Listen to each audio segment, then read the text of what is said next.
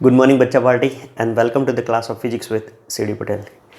જો આજે આપણે એક્ઝામ્પલ ગણવાના છે, કુલમના નિયમ પર આધારિત આ બે એક્ઝામ્પલ છે અને એની અંદર મેં એમસીક્યુની ચર્ચા કરેલી. એ એમસીક્યુ જો તમને આવડી ગયું હશે તો આ એક્ઝામ્પલ તમને ખૂબ જ સરળતાથી આવડી જશે. ક્લિયર? તો જોઈએ સ્વાધ્યાયનો 1.12 એક્ઝામ્પલ શું કહે છે કે કોપરના અલગ કરેલા બે ગોળાઓ, બરાબર, એ કોપરના અલગ કરેલા બે ગોળાઓ એ અને બીના કેન્દ્રો વચ્ચેનું અંતર 50 સેન્ટીમીટર આપેલું છે. બરાબર, જો આપણે પહેલાં એ ગણી દઈએ કે કોપરના બે ગોળાઓ છે, ગોળો એ અને ગોળો બી. બરાબર, તેમના કેન્દ્રો વચ્ચેનું અંતર તમને આપી દીધેલું છે આર, 50 સેન્ટીમીટર છે. 50 સેન્ટીમીટર આપેલું. જો દરેક પરનો વિદ્યુતભાર 6.5 × 10⁻⁷ કુલમ હોય, એટલે દરેક પરનો વિદ્યુતભાર, એટલે આના પરનો વિદ્યુતભાર QA અને આના પરનો વિદ્યુતભાર આપણે QB કહી દઈએ. અને જો બંનેનો વિદ્યુતભાર સમાન છે અહીંયા આગળ, બરાબર, તો QA બરાબર QB બરાબર આપણે એને વિદ્યુતભાર Q કહી દઈએ. તો Q બરાબર કેટલો છે? 6.5 × 10⁻⁷ હોય તો તેમની વચ્ચે પરસ્પર લાગતું અપાકર્ષણ બળ કેટલું હશે? જો બંને ધન વિદ્યુતભારો છે એટલે બંને વચ્ચે અપાકર્ષણ બળ લાગે તો એ બળ કેટલું હશે? તો તમારે અહીંયા આગળ બળ શોધવાનું છે. ક્લિયર? એ અને બી વચ્ચેના અંતરની સરખામણીએ તેમની ત્રિજ્યાઓ અવગણી શકાય તેવી છે. બરાબર, બોલો. આખી લાઈન આપેલી છે, એની જગ્યાએ એક શબ્દ વાપરવો તો શું વપરાય? બિંદુવત. એટલે આ વિદ્યુતભારો કેવા છે? બિંદુવત છે. બરાબર, કારણ કે જો અંતરની સરખામણીએ એની ત્રિજ્યાઓ અવગણેલી છે એટલે બિંદુવત કહેવાય. ક્લિયર? ઓકે. તો બળ શોધવાનું થાય તો બોલો, બળનું સૂત્ર F બરાબર K. ચલો, કયો વિદ્યુતભાર? QA, QB અને અંતર R. ચલો, ત્રિજ્યા તમને 50 સેન્ટીમીટર આપેલી છે તો ત્રિજ્યાને તમે મીટરમાં ફેરવી દો તો R બરાબર 50 સેન્ટીમીટરના મીટર કરો તો 0.5 મીટર થાય. જુઓ હવે અહીંયા આગળ કે QA અને QB, અને QA અને QB બરાબર Q, કારણ કે વિદ્યુતભારો સમાન છે તો એની જગ્યાએ આપણે Q લખી દઈએ તો શું લખાય? K Q ઇન્ટુ Q એટલે Q² સોરી અહીંયા આગળ R² લખજો એટલે R² થશે. ઓકે, હવે કિંમતો મૂકી દઈએ તો જુઓ, Kની કિંમત 9 × 10⁹ અને Qની કિંમત આપેલી છે 6.5 × 10⁻⁷ કુલમ અને અંતર કેટલું છે? 0.5 એનો વર્ગ. ચાલો, ક્લિયર? ઓકે, હવે તમે આનું સાદુરૂપ આપશો તો તમને આન્સર મળશે 1.521 ગુણ્યા 10⁻² ન્યૂટન. બરાબર, તો આ બંને વીજભારો પર આટલું બળ લાગશે, એટલે બંને ગોળાઓની વચ્ચે આટલું બળ લાગશે 1.521 × 10⁻². બોલો, ક્લિયર? તો અહીંયા આપણે એ પૂરો થઈ ગયો.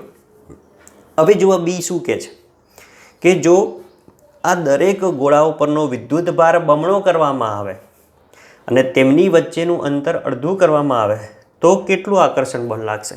બરાબર, જો બી આપણે અહીંયા ગણી કાઢીએ તો હવે વિદ્યુતભારો બમણા કરવામાં આવે છે. બરાબર, એટલે ધારો કે બમણા કરો એટલે વિદ્યુતભારને આપણે QA' કહી દઈએ તો શું થશે? 2QA. બરાબર, તો આ વિદ્યુતભારોને બમણા કરે આપણે, બરાબર, એટલે બે વડે ગુણ એટલે QA' થશે. એ જ પ્રમાણે QB' બરાબર 2QB. બરાબર, એટલે બંને વિદ્યુતભારોને બમણા કરે એટલે બે વડે ગુણી દો, બમણા કરો અને તેમની વચ્ચેનું અંતર અડધું કરવાનું કહે છે. બરાબર, અંતર અડધું કરવાનું, વીજભારો બમણા. તો ચલો, અંતર R' બરાબર R/2. ક્લિયર? તો તેમની વચ્ચે કેટલું આકર્ષણ બળ લાગશે એટલે F' તમારે શોધવાનું થાય. બરાબર, ક્લિયર? તો જો આગળ થિયરી ચલાવીએ વખતે મેં આવું MCQ તમને સમજાવ્યું હતું. જેને યાદ હશે એ ઝડપથી કહી દેશે એનો આન્સર શું આવે. બરાબર. બાકી વિડીયો પોઝ કરી અને ગણો. ચલો શું થશે? તો એફ ડેશ બરાબર શું થાય? કે Q A dash into Q B dash upon R dash. પણ જુઓ ક્યુ એ ડેશ બરાબર કેટલા છે? 2QA. તો કેની જગ્યાએ 2QA અને ક્યુબી ડેશની જગ્યાએ કેટલા છે? 2QB છેદમાં. ચલો આર ડેશનો સ્ક્વેર, સોરી સ્ક્વેર ભૂલી જવાય. બરાબર. આર ડેશ સ્ક્વેર છે ને, તો આ ડેશ છે. હા ભાઈ, હા. તો એનો વર્ગ. ચલો તો આર ડેશની જગ્યાએ શું લખો? r/2. તો એનો વર્ગ થશે. બરાબર. તો ચલો કિંમતો કે બરાબર, ચલો 2 × 2 એટલે 4 થશે. 4ને આગળ લઈ લઈએ. જુઓ તો શું રહ્યું ઉપર? કે ક્યુ એ ક્યુ બી અને નીચે છેદમાં. ચલો આરનો વર્ગ r² અને 2નો વર્ગ 4/4. બરાબર. ઓકે. આ 4 ઉપર જશે એટલે 4 ચોક 16. કે ક્યુ એ ક્યુ બી અપોન r². બરાબર. તો 16. પણ જુઓ કે ક્યુ એ ક્યુ બી અપોન r² બરાબર શું છે? કે ક્યુ એ ક્યુ બી અપોન r² બરાબર એફ. બરાબર ને? એફ થશે. તો અહીંયા આગળ લખી દઉં એફ. બરાબર. તો આ એફ ડેશ બરાબર આપણને 16F મળે. અને એફ તમે શોધ્યા છે. જો કેટલા છે? તો 16 × 1.521 × 10⁻². બરાબર. ચલો ક્લિયર? આટલા ન્યૂટન. હવે તમે ગુણાકાર કરશો એનો, તો એ ગુણાકાર આવશે 0.2434 ન્યૂટન એફ ડેશ. બોલો ક્લિયર? તો બંને વચ્ચે લાગતું બળ આટલું થશે. છે એકદમ ઇઝી.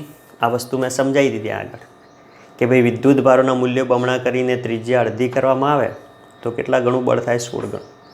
પછી એવું પણ કીધેલું કે વિદ્યુત ભારોના મૂલ્યો અડધા કરવામાં આવે એટલે કે Q/2 થાય અને ત્રિજ્યા બમણી કરવામાં આવે તો શું થઈ જાય? ઉલટી જશે. 1/16 થઈ જશે. બરાબર.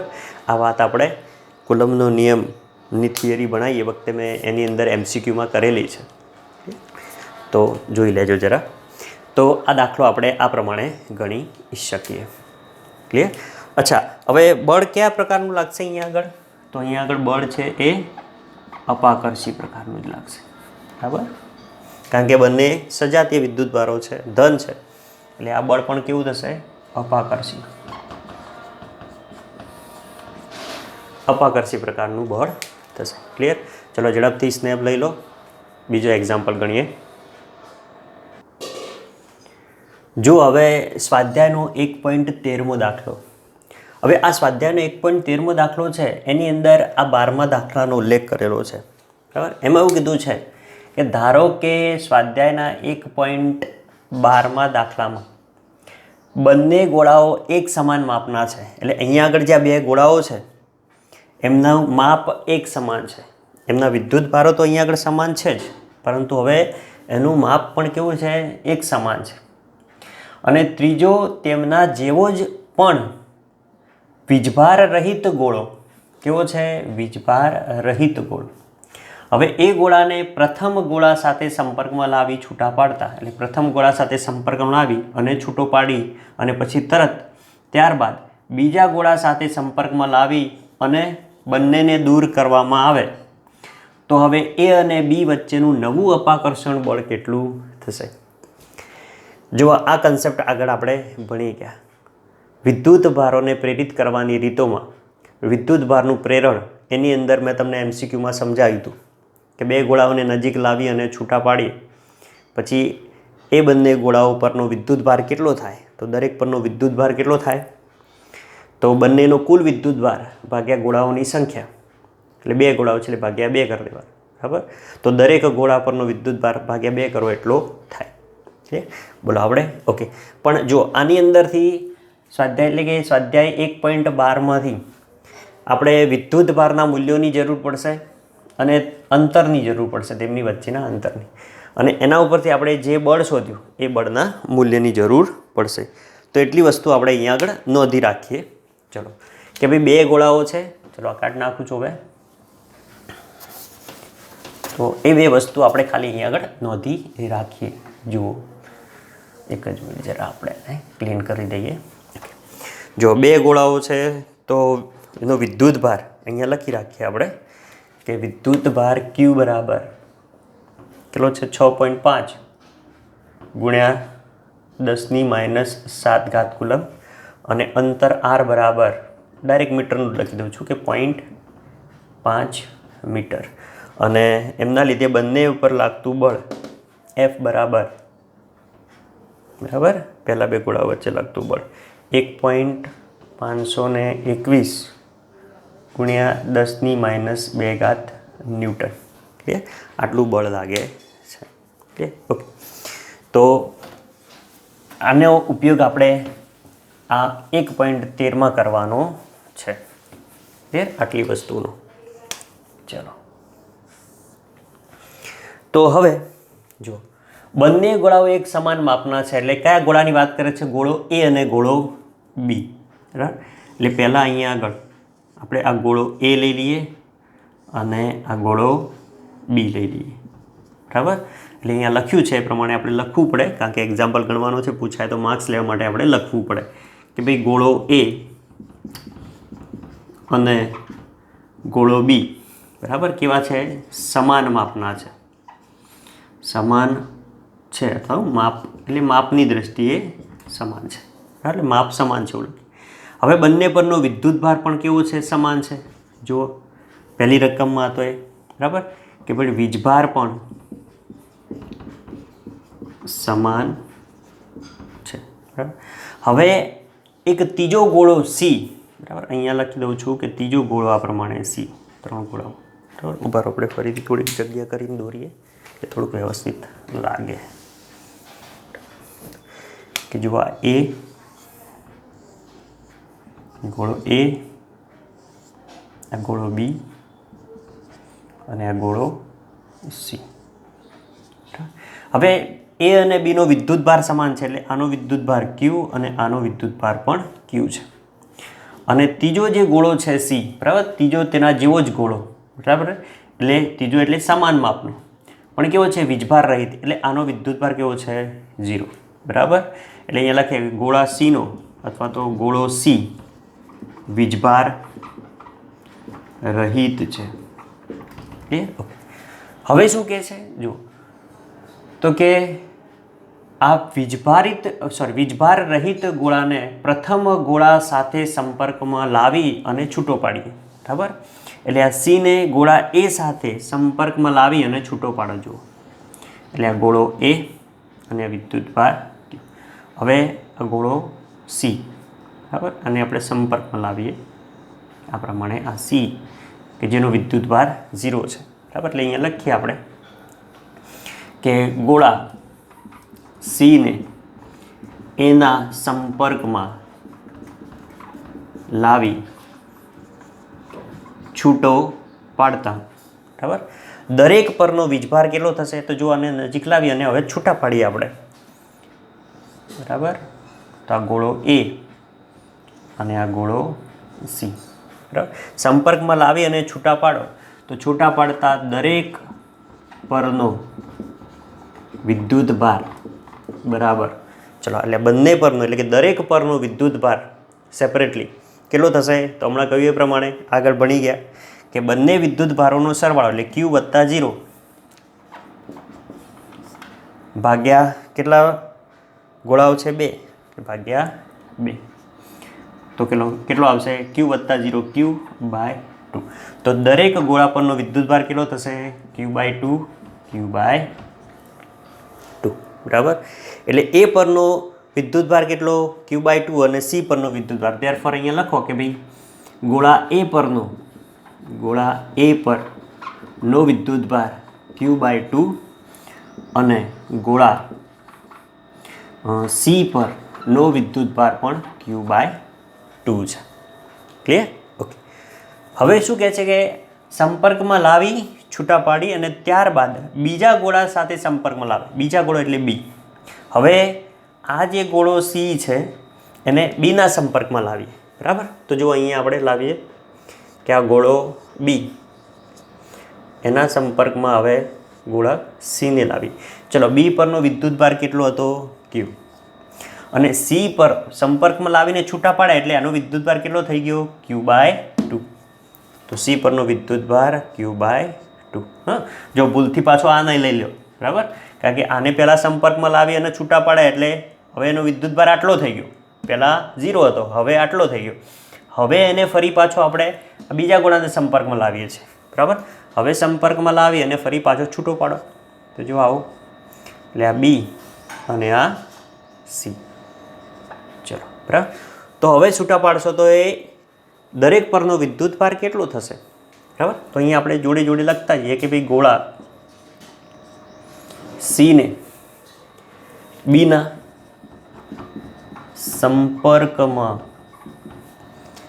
લાવી છૂટા પાડતા હું દરેક પરનો વિદ્યુતભાર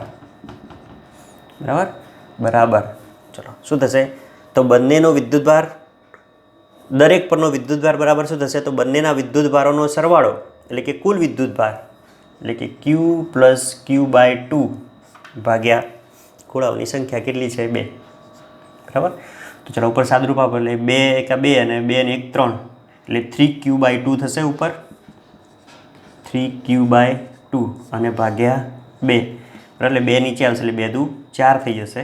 બરાબર. એટલે ડાયરેક્ટલી લખી દઉં નીચે કે 3Q/4.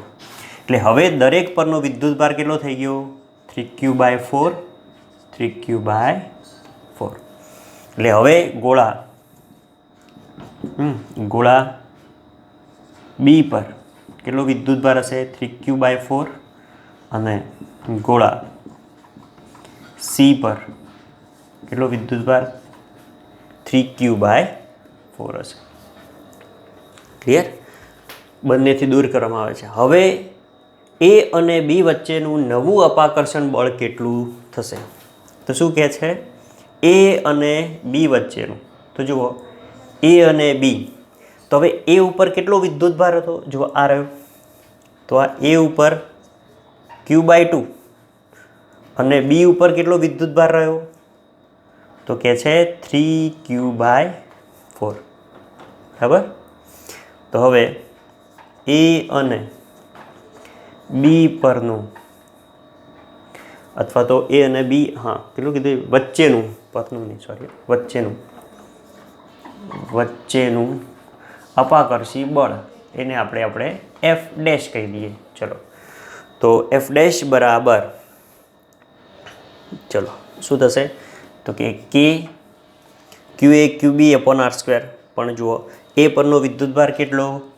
ચલો અહીંયા લખી દઉં છું, QA/QB/ બંને વચ્ચેનું અંતર તો આપણે લીધેલું છે જ R. બરાબર. તો R² = ચલો હવે QA બરાબર કેટલા છે? અહીંયા આગળ QA બરાબર Q/2 અને QB બરાબર કેટલા છે? 3Q/4. બરાબર. કારણ કે જો ગોળા એ અને ગોળા બી પરનો કીધો છે એટલે ગોળો બી આ રહ્યો, એનો વિદ્યુતભાર આટલો અને ગોળા એ પરનો વિદ્યુતભાર આટલો છે. બરાબર. ચલો, તો આ પ્રમાણે લખાય. તો ચલો એની જગ્યાએ આપણે મૂકી દઈએ કે Q/2. બરાબર. QA બરાબર શું છે? Q/2 અને QB બરાબર 3Q/4 છેદમાં R². ક્લિયર? ઓકે. તો જુઓ ઉપર 4 × 2 = 8. બરાબર. અને 8 ક્યાં આવશે? છેદમાં. અને આ 3. બરાબર. એટલે 3. અને બાકીનું Q × Q એટલે KQ²/R² રહેશે. બરાબર. ઓકે. તો અહીંયા આગળ જુઓ 3/8 હવે Kની કિંમત તો આપણને ખબર છે, 9 × 10⁹ ચલો Qની કિંમત આ રહ્યો 6.5 × 10⁻⁷ છેદમાં R એટલે 0.8. 5 અને જો અહીંયા આગળ વિદ્યુતભારો સમાન છે એટલે પહેલો જ જે આપણે બળ શોધ્યું હતું એ આટલું આવતું હતું આના ઉપરથી, બરાબર. તો આની જગ્યાએ કોઈ વિદ્યાર્થી ડાયરેક્ટ આ બળ લખી દેશે તો પણ ચાલશે. ક્લિયર? ઓકે. તો હવે આનું તમે સાદુરૂપ આપશો તો તમને એફ ડેશ મળશે. ક્યાં લખું? જગ્યા અહીંયા છે, બરાબર. અહીંયા લખું દઉં. ચલો, એફ ડેશ બરાબર. ચલો, આનું તમે સાદુરૂપ આપશો તો એ મળશે 5.704 ગુણ્યા 10⁻³ ન્યૂટન. ચલો, બરાબર. એટલે આટલું બળ મળે. ચલો, ક્લિયર? દાખલો સમજાઈ ગયો હશે, બરાબર. તો આટલું બળ મળશે. ક્લિયર? અહીંયા આગળ તમે આ જે છે આની જગ્યાએ સીધું બળ એફ આ લખી દેશો તો પણ ચાલશે, કારણ કે એ આગળના એક્ઝામ્પલમાંથી છે. તમે વિડીયો પ્રિવિયસ કરી અને જોઈ લેજો, થોડોક આગળ કરીને, બરાબર. તો આ સમાન થતું હશે, એ આટલું જ આવતું છે એટલે મેં બળ લખેલું છે. એટલે આની જગ્યાએ હું ડાયરેક્ટ આ લખી દઉં ને તો પણ ચાલે, પણ આપણા જોડે આ મૂલ્યો 2 હતા એટલે મેં ડાયરેક્ટ એ લખી દીધેલા છે. ચલો, ક્લિયર? તો આ એક્ઝામ્પલ આ પ્રમાણે ગણી શકાય, બરાબર છે. બધા એક્ઝામ્પલ નોટમાં ટોપિક વાઇઝ જે પ્રમાણે ચાલે છે એ પ્રમાણે લખતા જજો, બરાબર. એટલે તમારે એ વસ્તુ ક્લિયર થઈ જશે. ક્લિયર? અને લખી અને ગણજો, બરાબર. પ્રેક્ટિસ કરજો, બરાબર. તો કોઈ પણ એક્ઝામ્પલમાં કે થિયરીમાં વાંધો આવશે નહીં, અને રોજનું રોજ તૈયાર કરી લેજો. ક્લિયર? તો મળીએ નેક્સ્ટ લેક્ચરમાં. ત્યાં સુધી ભણતા રહો. Tata, bye bye.